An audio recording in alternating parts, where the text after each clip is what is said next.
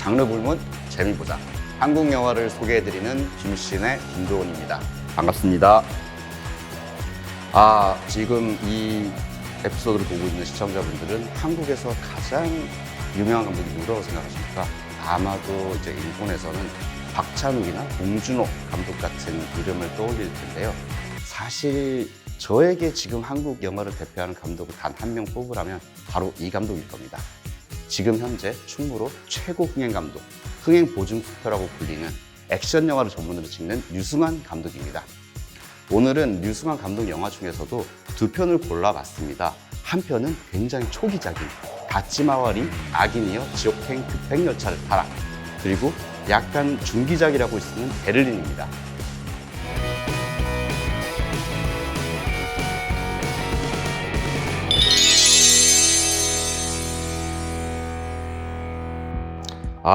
류승환 감독의 이름이 사실은 박찬욱이나 봉준호 감독 같은 한국에서 정말 유명한 세계적인 감독들의 이름에 살짝 가려져 있는 그런 느낌이 있어요. 그런데 사실 지금 코로나 팬데믹이 지나고 난 뒤 사실은 이제 흥행 시장이 한국도 좀 어려워지고 있는데, 그런 와중에서도 극장용 영화들을 계속해서 성공시키면서 어떻게 보면 한국 영화 내수 시장의 어떤 흥행 수표라고 이렇게 불리는 감독이 류승환일 겁니다.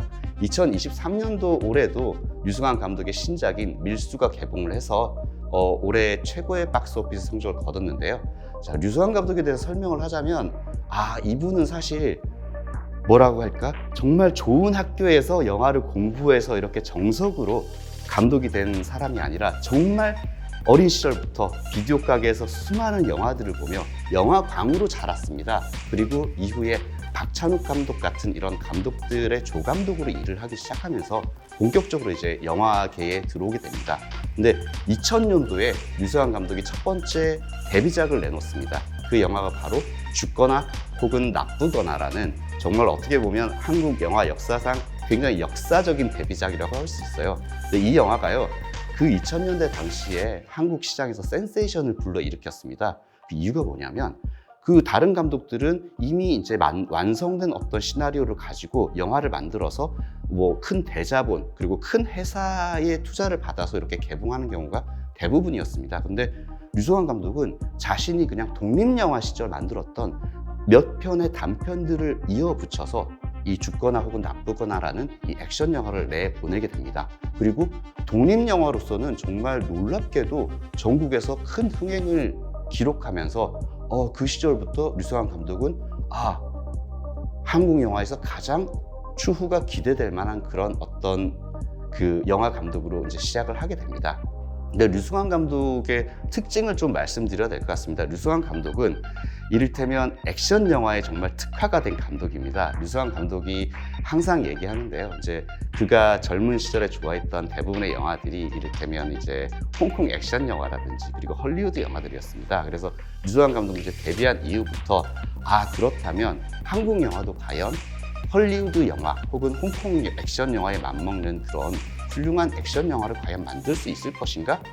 이런 어떤 그 사명감을 가지고 영화를 만들기 시작했던 것 같습니다. 그래서 오늘 보실 영화가 두 편인데요. 재미있게도 이 두 편은 굉장히 특징이 좀 다릅니다. 왜냐하면 다찌마와 리 같은 경우는 그 류승환 감독이 젊은 시절 영화 감독으로 본격적으로 데뷔하기 전 시절에 만들었던 단편 영화를 장편형으로 확장한 그런 작품이에요. 그래서 그 초창기 류승환 감독 영화의 특징은 이를테면 굉장히 키치적이고 B급 영화, 그러니까는 헐리우드 B급 영화나 홍콩 B급 영화 혹은 한국의 어떤 60년대, 70년대 약간 잊혀진 그런 약간 웨스턴 장르 영화 같은 것들을 마구잡이로 조합해서 약간 즐거움을 주는 그런 영화들을 만들었어요. 그래서 다찌마와리는 어떻게 보면 그 류승환 감독이 초창기에 만들었던 액션과 아주 B급 코미디가 결합된 그런 일종의 패러디 액션 영화라고 볼 수 있을 겁니다.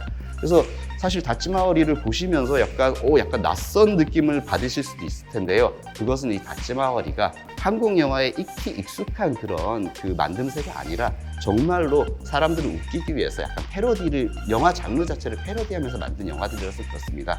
그럼에도 불구하고 이 다찌마와리를 보시면서 중간중간 액션 장면에서 굉장히 한국 당시 2000년대 초반 한국 영화로서는 정말 대단한 실험을 하고 있다라는 느낌이 드는 액션 장면들이 있으실 거예요.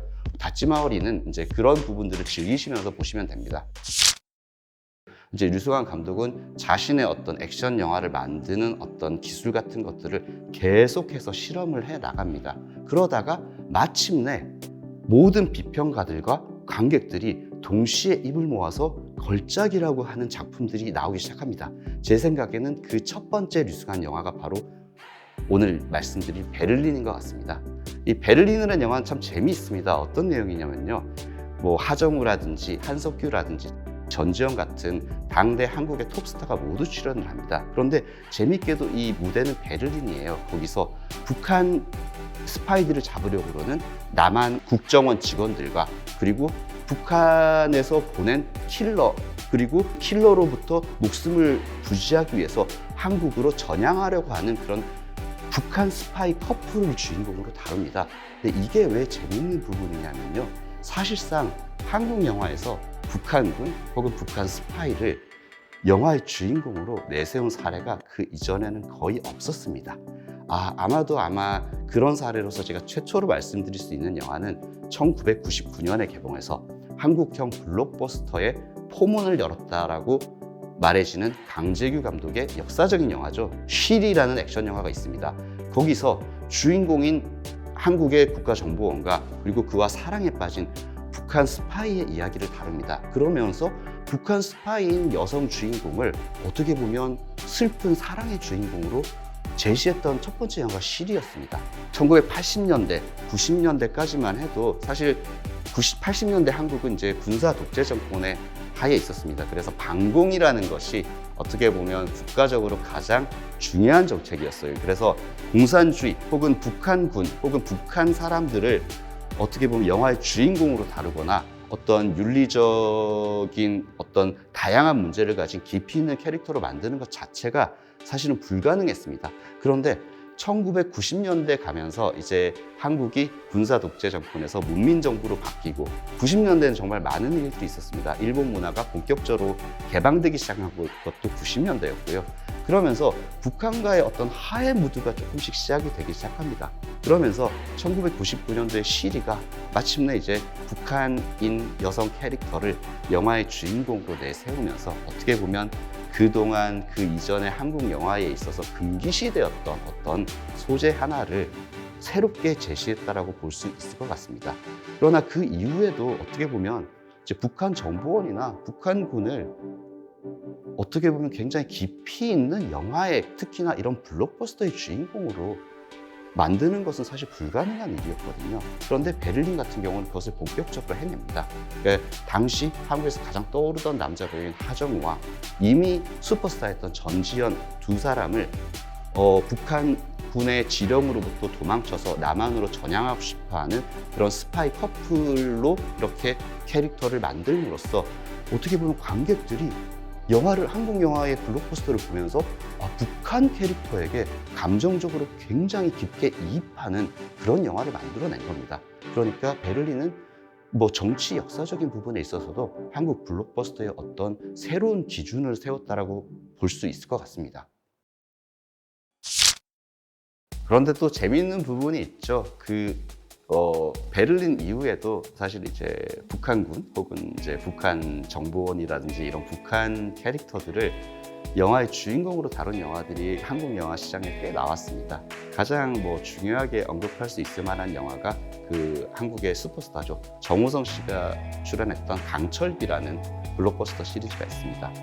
또 한편의 영화는 이병헌과 또 하정우 배우가 출연하는 그 백두산이라는 영화가 있습니다. 이런 2010년대까지만 해도 그리고 2020년대 초반까지만 해도 특히 지난 한국 정부에 있어서는 북한과의 어떤 대탕트, 그러니까 화해 물결이 있었습니다. 그래서 이제 여러분도 잘 아시는 아마도 어떻게 보면 일본에서 가장 유명한 북한 사람이라고 할 수 있을 것 같은데요. 김정은, 북한의 어떤 지금 북한을 지배하고 있는 김정은이 한국으로 내려와서 사실 문재인 대통령과 이렇게 회담을 벌이기도 했고, 사실상 지난 정권까지만 해도 북한과 한국은 어떻게 보면 조만간 또 통일이 이루어지지 않을까라는 생각이 들 정도로 화해 무드였습니다. 그러나 이번 정부가 새로 들어오고 미국의 트럼프 정권이 들어선 이후부터 서서히 다시 남북 관계가 굉장히 어떻게 보면 경쟁 구도로 치닫게 되죠. 그러면서 2020년대 들어서는 북한이 계속해서 이제 동해안에 미사일을 쏘고 도발을 계속하면서 사실상 지금 정권에 들어와서 북한과 한국 관계는 굉장히 나빠졌습니다. 그러니까 이게 왜 재미있는 부분이냐면요. 한국 영화에서 북한군 캐릭터 혹은 북한 캐릭터들이 어떤 영화의 주인공으로 그리고 윤리적인 어떤 고민을 가진 깊이 있는 캐릭터로 나올 때는 여러분 이렇게 생각하시면 됩니다. 아, 이 영화가 나올 때는 남북 관계가 화해 모드고 굉장히 좋았구나 라고 생각을 하시면 되고요. 그리고 오히려 북한군이라든지 북한이 좀 약간 악역으로 순수한 악역으로 등장하는 영화들이 나오면 여러분 이렇게 생각하시면 됩니다. 아, 저 영화가 나올 시절에 남북 관계는 굉장히 차가웠구나. 그래서 재밌는 부분이 이거죠. 이제 한국 영화에서 이제 북한 캐릭터가 어떻게 등장하느냐를 보면서 여러분은 그 시기에 남한과 북한의 관계가 어땠는지를 유추하실 수 있을 겁니다. 그리고 이제 류승환 감독에 대해서 조금 더 말씀을 드려야 될 것 같은데요. 이제 류승환 감독의 특기는 확실히 액션입니다. 베를린을 보다 보면 여러분이 아, 이런 장면을 한국 영화에서 내가 본 적이 있던가 싶을 정도로 정말로 동선이 잘 짜이고 그 액션 설계가 굉장히 잘 된 액션 장면 몇 장면들이 나올 겁니다. 근데 아마 많은 분들이 이 베를린의 액션 장면들을 보면서 영화를 하나 떠올리실 거예요. 그 헐리우드에서 나온 본 시리즈입니다. 그 맷 데이먼이 이제 주인공을 맡았던 그 본 시리즈가 사실 헐리우드의 어떤 액션 영화의 경향을 확 바꿔놨어요. 그 이전까지만 해도 액션을 굉장히 빠르게 한다든지 혹은 동선을 굉장히 복잡하게 꼬우는 그런 액션 장면들이 사실 헐리우드 영화에서도 별로 없었는데요. 본 시리즈가 등장을 하면서 헐리우드 액션 영화의 어떤 줄기가 좀 변하기 시작하고요. 한국 영화는 사실 트렌드에 굉장히 민감합니다. 할리우드에서 어떤 장르가 굉장히 폭발적인 흥행을 이루잖아요. 그러면 몇 년 있지 않아서 한국 영화의 감독들이 그런 헐리우드의 트렌드를 빠르게 이렇게 가져오는 편입니다. 그래서 베를린 같은 경우는요, 그 본 아이덴티티, 본 스프리머시 같은 영화들로 계속해서 이어져 왔던 이 본 시리즈의 영향을 굉장히 많이 받은 영화라고 생각을 하시면 될 것 같습니다.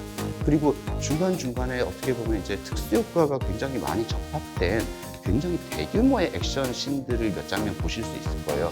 그런 부분들은 그 이전에는 한국 영화에서 별로 시도되지 않았던 장면들이에요. 그러니까 류승환 감독의 영화에서 있어서 가장 중요한 것은 제가 말씀드리지만 실험 정신입니다.